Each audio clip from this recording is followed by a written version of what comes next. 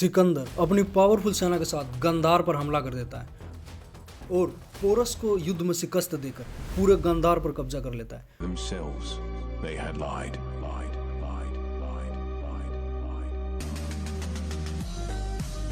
तभी तक्षशिला विश्वविद्यालय में मौजूद एक टीचर जो कि फिलोसफी, इकोनॉमिक्स और पॉलिटिकल जैसे सब्जेक्ट को पढ़ाता है और जिसका राजाओं और सेना के साथ कुछ भी लेना देना नहीं है, लेकिन वो सिकंदर के बढ़ते आक्रमण को देखकर ये समझ जाता है कि उसका अगला आक्रमण कहाँ होने वाला है। तो ऑफ कोर्स वो जल्दी से मगध के राजा धनानंद के पास जाते हैं और जिसका कैरेक्टर बहुत ही ज़्यादा घमंडी होता है और जो अपनी प्रजा पर बहुत ही अत्याचार करता है और जिसके राज्य में उसके खिलाफ बोलने पर उसे कड़ी सजा दी जाती है और जिसे एजुकेशन और एजुकेटेड पर्सन से कुछ भी लेना देना नहीं होता है। तो आचार्य चाणक्य उसकी प्रजा में जाकर राजा धनानंद से कहते हैं कि सिकंदर जिसकी सेना गांधार तक पहुंच चुकी है और उसका अगला आक्रमण यहीं मगध में होने वाला है। तभी धनानंद आचार्य चाणक्य पर गुस्सा हो जाता है और बोलता है कि ये मामूली सा टीचर मुझ जैसे राजा को ज्ञान देगा और वो उन्हें धक्के मारकर बाहर निकालने लग जाता है और आचार्य चाणक्य का अपमान करता है। एक मिनट, आप कहेंगे इसमें कौन सी बड़ी बात है, ये तो बिहार में आम सी बात है। पर्यावरण को इंग्लिश में क्या बोलते हैं? बायोलॉजी। पर्यावरण को बायोलॉजी बोलते हैं। लेकिन वो अपमान आज के अपमान की तरह नहीं था और वो टीचर आज के बिहार के टीचर की तरह नहीं थे।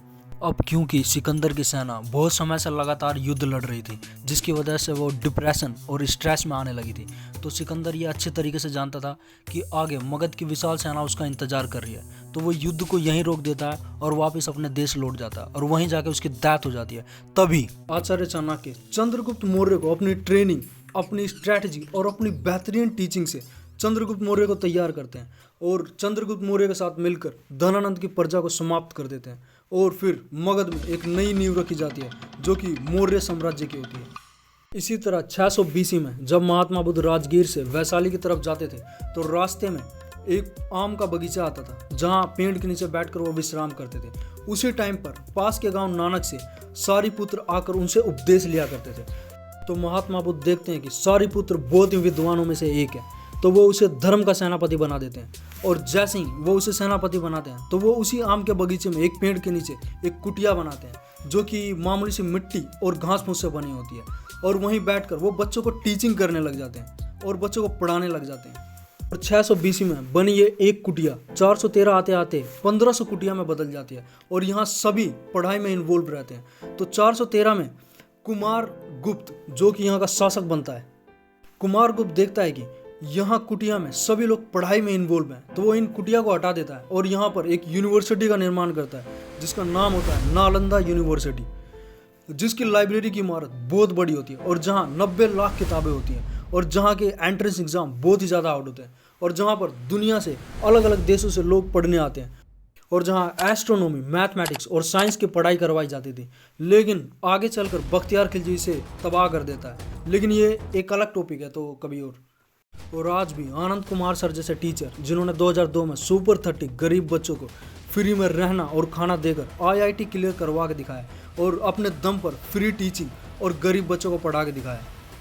और खान सर जो कि गरीब बच्चों को बहुत ही कम पैसों में पढ़ाते हैं। और बिहार के गवर्नमेंट टीचर जिन्हें अच्छी सैलरी दी जाती है और हमारी सरकारें, उन्होंने हिस्ट्री से बस इतना सीखा कि कैसे बख्तियार खिलजी ने नालंदा यूनिवर्सिटी को डिस्ट्रॉय कर दिया और जिसकी वजह से बिहार आज तक बर्बाद है। इनके हिसाब से जापान जो कि एटम बम की मार झेलने वाला इकलौता देश है।